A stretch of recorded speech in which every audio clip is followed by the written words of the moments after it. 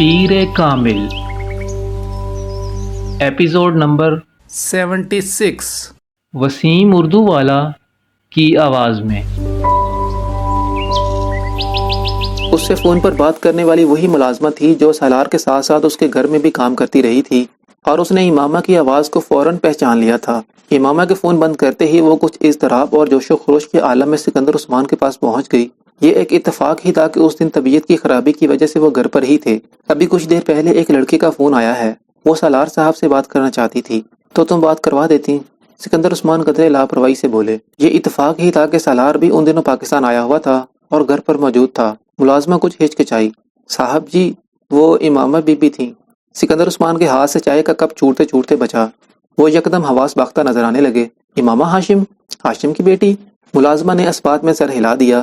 سکندر عثمان کا سر گھومنے لگا۔ تو کیا سالار ہر ایک کو بیوقوف بنا رہا ہے؟ وہ ابھی تک امامہ کے ساتھ رابطے میں ہے اور وہ جانتا ہے وہ کہاں ہے، تو پھر یقیناً وہ اس سے ملتا بھی رہا ہوگا۔ انہوں نے بے اختیار سوچا۔ اس نے تمہیں خود اپنا نام بتایا؟ انہوں نے چائے کا کپ ایک طرف رکھتے ہوئے کہا۔ نہیں، میں نے ان کی آواز پہچان لی، اور جب میں نے ان کا نام لیا انہوں نے فون بند کر دیا۔ ملازمہ نے سکندر عثمان کو بتایا۔ مگر مجھے یقین ہے وہ انہی کی آواز تھی۔ مجھے کم از کم اس بارے میں کوئی دھوکہ نہیں ہو سکتا۔ اس سے پہلے کہ سکندر عثمان کچھ کہتے، انہوں نے فون کی گھنٹی سنی، مگر اس بار وہ ڈائننگ روم میں موجود ایکسٹینشن کی طرف بڑھ گئے اور انہوں نے فون اٹھا لیا۔ دوسری طرف موجود لڑکی ایک بار پھر سالار سکندر کا پوچھ رہی تھی۔ ان کے استفسار پر اس نے یہ تسلیم کر لیا تھا کہ وہ امامہ ہاشم ہی تھی۔ وہ نہیں جانتے تھے کیوں، مگر بے اختیار ان کے دل میں آیا کہ وہ اسے سالار کے مرنے کی خبر دے دیں تاکہ وہ دوبارہ کبھی ان کے گھر فون نہ کرے۔ انہیں اس سے بات کر کے یہ اندازہ تو ہو ہی چکا تھا کہ وہ بہت عرصے سے سالار کے ساتھ رابطہ نہیں کر سکی ہے، اور اس کے بعد ان کے بیان کی صداقت کو پرکھنے کا کوئی ذریعہ نہیں تھا۔ وہ دوبارہ رابطہ نہ کرتی تو ان کی جان اس سے ہمیشہ چھوٹ سکتی تھی۔ وہ ابھی تک اس ایک سال کو اپنے ذہن سے نکال نہیں سکے تھے جب امامہ کی گمشدگی کے فوراً بعد سالار پر شبہ ہونے کی وجہ سے ہاشم مبین احمد نے ان کے لیے ہر قسم کی پریشانی کھڑی کر دی تھی۔ بہت سے سرکاری دفاتر جہاں پہلے ان کی فرم کی فائلز بہت آسانی سے نکل آتی تھیں، مہینوں پھنسی رہیں۔ ان کے گھر دھمکی امیز کالز اور خط آتے رہے۔ کئی لوگوں نے بالواسطہ طور پر ان پر دباؤ ڈالا کہ وہ ہاشم مبین احمد کی بیٹی کی واپسی کے لیے ان کی مدد کریں۔ ایک لمبے عرصے تک سالار کی نگرانی کی گئی، اور نگرانی کا یہ سلسلہ صرف پاکستان ہی نہیں باہر بھی جاری رہا۔ مگر جب کسی طرح بھی امامہ سے اس کے رابطے کا کوئی ثبوت یا سراغ نہیں ملا تو رفتہ رفتہ یہ تمام سرگرمیاں ختم ہو گئیں۔ سکندر عثمان کی بے پناہ کوشش کے باوجود بھی ہاشم مبین کے ساتھ ان کے تعلقات بحال نہیں ہوئے، مگر ان کی طرف سے عدم تحفظ کا اندیشہ ختم ہو گیا تھا، اور اب 2.5 سال بعد وہ لڑکی ایک بار پھر سالار سے رابطہ کرنا چاہتی تھی۔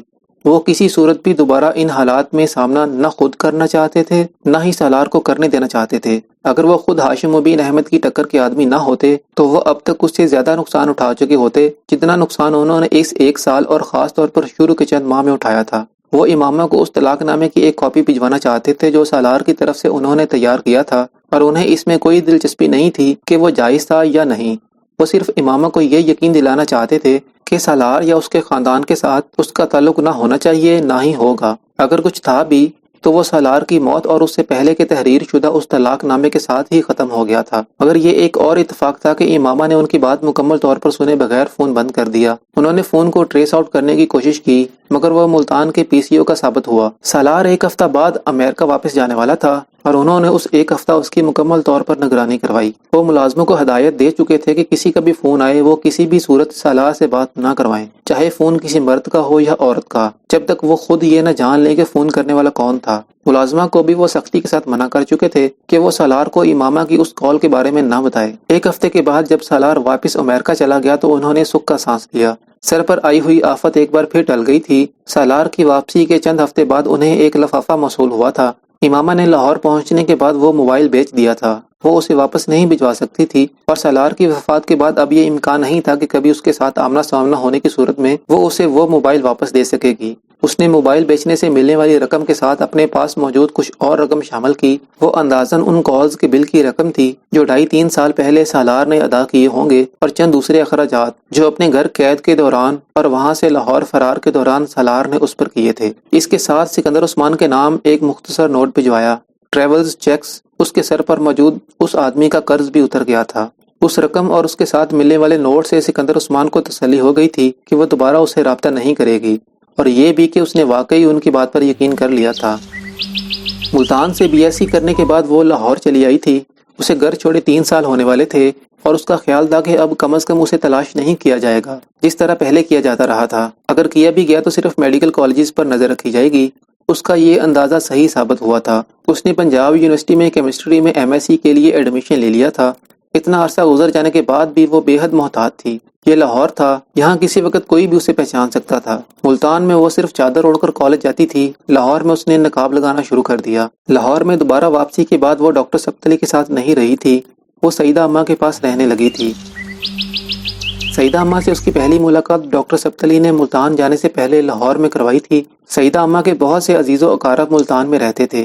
ڈاکٹر سبت علی امامہ کو ان سے آگاہ کرنا چاہتے تھے تاکہ ملتان میں قیام کے دوران کسی بھی ضرورت یا ایمرجنسی میں وہ ان کی مدد لے سکے۔ سعیدہ اماں ایک 65-70 سالہ بے حد باتونی اور ایکٹیو عورت تھیں۔ وہ لاہور کے اندرون شہر میں ایک پرانی حویلی میں تنہا رہتی تھیں۔ ان کے شوہر کا انتقال ہو چکا تھا، جبکہ 2 بیٹے بیرون ملک تعلیم حاصل کرنے کے بعد وہیں مقیم تھے۔ وہ دونوں شادی شدہ تھے اور ان کے بے حد اصرار کے باوجود سعیدہ اماں باہر جانے پر تیار نہیں تھیں۔ ان کے دونوں بیٹے باری باری ہر سال پاکستان آیا کرتے اور کچھ عرصہ قیام کے بعد واپس چلے جاتے تھے۔ ڈاکٹر سبت علی سے ان کی قرابت داری تھی، وہ ان کے کزن ہوتے تھے۔ ڈاکٹر سبت علی نے امامہ کے بارے میں پہلے ہی سعیدہ اماں کو بتا دیا تھا، اس لیے جب وہ ان کے ساتھ ان کے گھر پہنچی تو وہ بڑی گرم جوشی سے اس سے ملی تھیں۔ انہوں نے ملتان میں موجود تقریباً اپنے ہر رشتہ دار کے بارے میں تفصیلات اس کے گوش گزار کر دی تھیں، اور پھر شاید اس سب کو ناکافی جانتے ہوئے انہوں نے خود ساتھ چل کر اسے ہاسٹل چھوڑ کر آنے کی آفر کی، جسے ڈاکٹر سبت علی نے نرمی سے رد کر دیا تھا۔ نہیں آپا، آپ کو زحمت ہوگی۔ ان کے بے حد اصرار کے باوجود وہ نہیں مانے تھے۔ بہتر تو یہ ہے بھائی صاحب کہ آپ اسے میرے بھائیوں میں سے کسی کے گھر ٹھہرا دیں، بچی کو گھر جیسا آرام اور ماحول ملے گا۔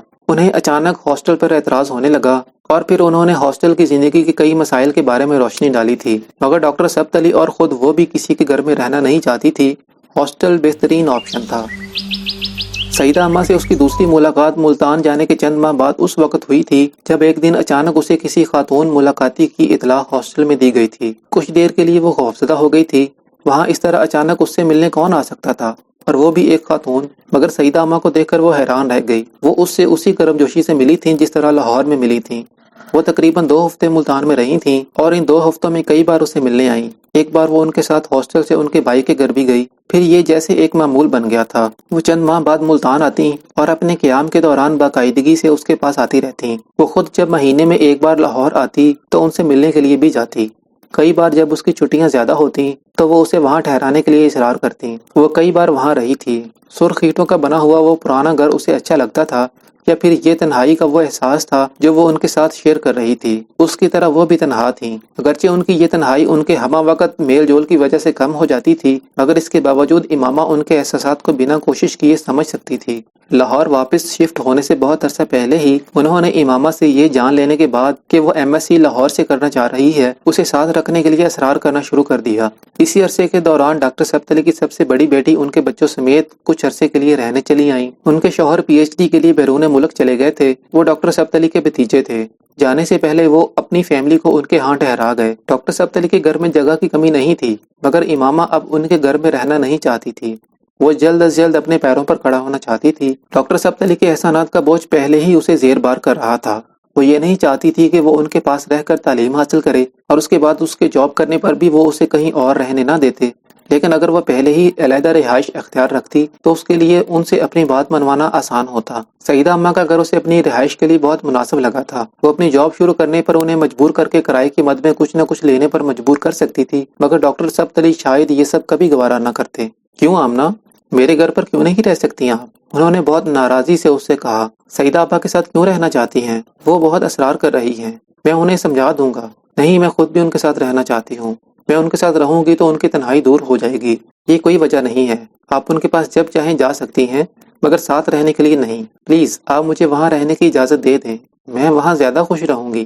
میں اب آہستہ آہستہ اپنے پیروں پر کھڑا ہونا چاہتی ہوں۔ ڈاکٹر سبت علی نے حیرانی سے اسے دیکھا۔ پیروں پر کھڑے ہونے سے کیا مراد ہے آپ کی؟ وہ کچھ دیر خاموش رہی، پھر اس نے کہا، میں آپ پر بہت لمبے عرصے تک بوجھ نہیں بننا چاہتی۔ پہلے ہی بہت سال سے آپ پر انحصار کر رہی ہوں، مگر ساری زندگی تو میں آپ پر بوجھ بن کر نہیں گزار سکتی۔ وہ بات کرتے کرتے رک گئی۔ اسے لگا اس کے آخری جملے نے ڈاکٹر سبت علی کو تکلیف دی تھی۔ اسے پچھتاوا ہوا۔ میں نے کبھی بھی آپ کو بوجھ نہیں سمجھا آمنہ، کبھی بھی نہیں۔ بیٹیاں بوجھ نہیں ہوتی، اور میرے لیے آپ ایک بیٹی کی طرح ہیں۔ پھر یہ بات، مجھے بہت دکھ ہوا ہے۔ میں جانتی ہوں ابو، مگر میں صرف اپنی فیلنگز کی بات کر رہی ہوں۔ دوسرے پر ڈیپینڈنٹ ہونا بہت تکلیف دہ بات ہے۔ میں سعیدہ اماں کے ساتھ رہ کر زیادہ پرسکون رہوں گی۔ میں انہیں پے کروں گی۔ آپ کو میں کبھی پے کرنا چاہوں بھی تو نہ کر سکوں گی۔ شاید مجھے 10 زندگیاں بھی ملیں تو میں آپ کے احسانات کا بدلہ نہیں اتار سکتی، مگر اب بس، اب اور نہیں۔ میں نے زندگی کو گزارنے کے سارے طریقے ابھی سیکھنے ہیں، مجھے سیکھنے دیں۔ ڈاکٹر سبت علی نے اس کے بعد اسے دوبارہ اپنے گھر میں رہنے پر مجبور نہیں کیا تھا۔ وہ اس کے لیے بھی ان کے احسان مند تھی۔ سعیدہ اماں کے ساتھ رہنے کا تجربہ اس کے لیے ہاسٹل میں یا ڈاکٹر سبت علی کے ہاں رہنے سے بالکل مختلف تھا۔ اسے ان کے پاس سے ایک عجیب سی آزادی اور خوشی کا احساس ہوا تھا۔ وہ بالکل اکیلی رہتی تھی، صرف ایک ملازمہ تھی جو دن کے وقت گھر کے کام کر دیا کرتی تھی اور شام کو واپس چلی جایا کرتی تھی۔ وہ بے حد سوشل لائف گزارتی تھیں۔ محلے میں ان کا بہت آنا جانا تھا، اور نہ صرف محلے میں بلکہ اپنے رشتہ داروں کے ہاں بھی، اور ان کے گھر بھی اکثر کوئی نہ کوئی آتا رہتا تھا۔ انہوں نے محلے میں ہر ایک سے امامہ کا تعارف اپنی بانجی کہہ کر کروایا تھا، اور چند سالوں کے بعد یہ تعارف بانجی سے بیٹی میں تبدیل ہو گیا تھا۔ اگرچہ محلے والے پچھلے تعارف سے واقف تھے، مگر اب کسی نئے ملنے والے سے جب وہ امامہ کو بیٹی کی حیثیت سے متعارف کرواتی تو کسی کو کوئی تجسس نہیں ہوتا تھا۔ لوگ سعیدہ اماں کی عادت سے واقف تھے کہ وہ کتنا محبت بھرا دل رکھتی تھیں۔ ان کے بیٹے بھی امامہ سے واقف تھے، بلکہ وہ باقاعدگی سے فون پر سعیدہ اماں سے بات کرتے ہوئے اس کا حال احوال بھی دریافت کرتے رہتے تھے۔ ان کی بیوی اور بچے بھی اس سے بات چیت کرتے رہتے تھے۔ ان کے بیٹے ہر سال پاکستان آیا کرتے تھے، اور ان کے قیام کے دوران بھی امامہ کو کبھی ایسا محسوس نہیں ہوتا تھا جیسے وہ ان کی فیملی کا حصہ نہیں تھی۔ بعض دفعہ اسے یوں ہی لگتا جیسے وہ واقعی سعیدہ اماں کی بیٹی اور ان کے بیٹوں کی بہن تھی۔ ان دونوں کے بچے اسے پھپھو کہا کرتے تھے۔